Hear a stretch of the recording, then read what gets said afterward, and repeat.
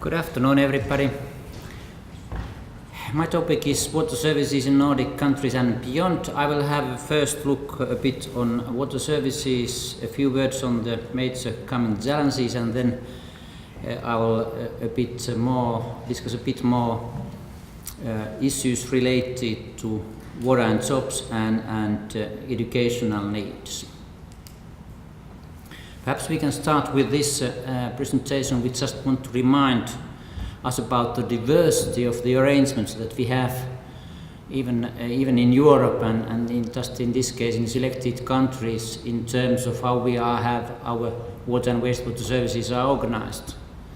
And if and when we now speak about today, particularly of Nordic countries, it is interesting to note that actually in Denmark and Finland we have a long tradition of water cooperatives, whereas in Norway and Sweden practically all bigger systems are managed by municipality-owned utilities. So there's a clear difference. In Germany they have their own tradition where water and gas are traditionally together. Wastewaters are part of the so-called Stadtwerke. In France they have their own systems. So it seems that there is really sort of diversity of traditions, how actually we are combining water, wastewater, and also to what extent how we are taking care of storm waters. I think generally speaking, I think there is a sort of general acceptance that whatever we are actually in practical terms taking care of these services, at least sort of the planning should be somehow made in more and more integrated way. So in a way to speak about integrated urban water management. Then I skip to the next slide, which is just trying to reflect some ideas on long-term development of water services. I'm trying to finalize a book on which there's a leaflet there outside in the table, and out of this survey, perhaps just a few selected findings. If you think on long term, I would argue that at least in the Finnish cases, the development has been very largely demand-driven. I would argue also that one of the major experiences and positive experiences come from water pollution control, and out of that I would say that we wouldn't have ever managed to have proper water pollution control without proper enforcement and rules of the game. And if we are now thinking about our biggest challenge in Finland, anywhere in the world, which is in terms of water infrastructure, is the question of rehabilitation, renovation. In our case, we would need to put more resources 2 to 3 times, so that we will avoid collapsing the systems. And in some of the Western countries, the situation is even more alarming, among others USA. But whatever, I would say that we will not manage to solve this challenge of aging in infrastructure without some sort of better rules of the games than what we have today. As long as these are more or less voluntary, those investments will never come. I'm sorry to say that, but I'm very convinced on that. So we just have to put on this some more effort, some more requirements, whatever they are. Another challenge, of course, is this aging staff, and related to that is the question of competence needs for the futures.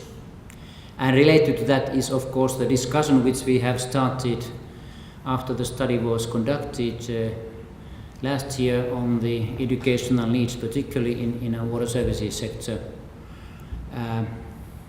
We have to put more efforts on research, development and innovation, including also the water utilities, which has perhaps been fairly small anyway until now. Then if we skip to the more to the theme of today, this workforce question, I just put some findings. 1984 we had something like 8,500 persons at water utilities.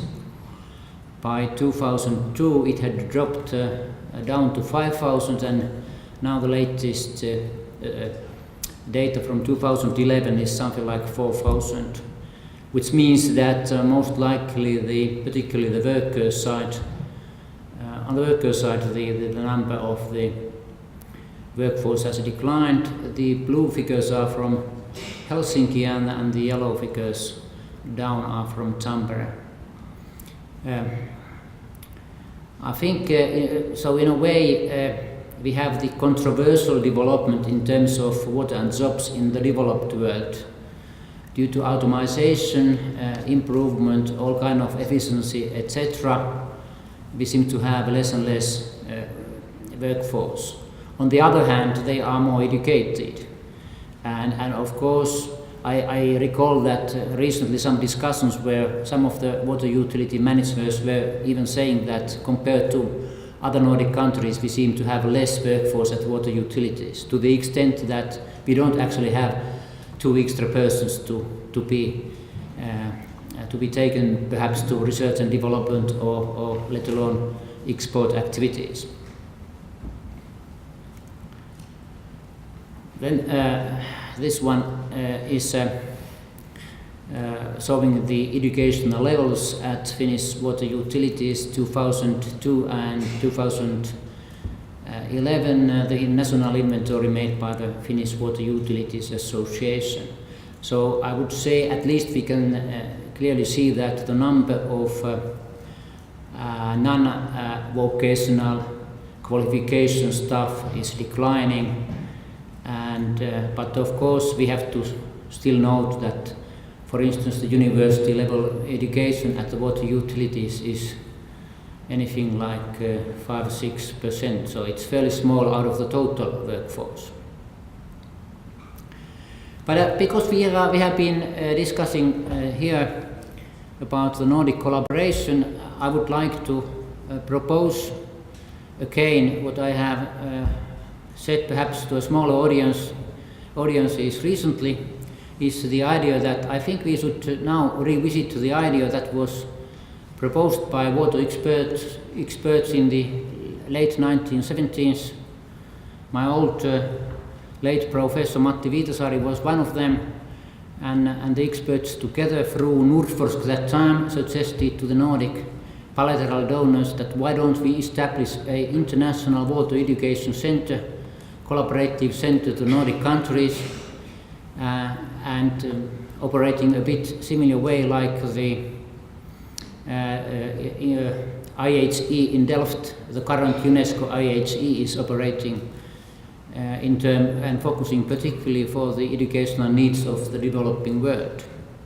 And I think because time has passed now and we have definitely different decision makers and donors, so I would think that this would be an effort which we should really reinvest and see if there would be willingness in the current situation.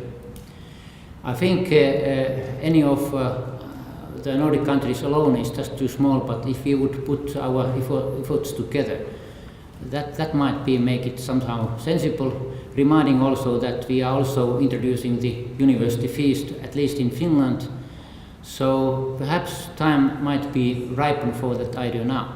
And another question which was actually mentioned by the chair in the morning, by the minister, she mentioned in the final speech the question of Nordic water. I must say that, not only based on my own experiences but also discussions with other colleagues, that it is a fact that it was very sort of sad decision that we had in Finland a very good international journal called Aqua Fennica. But with the authority of honorable 2 academics at the Academy of Finland, it was decided to be stopped.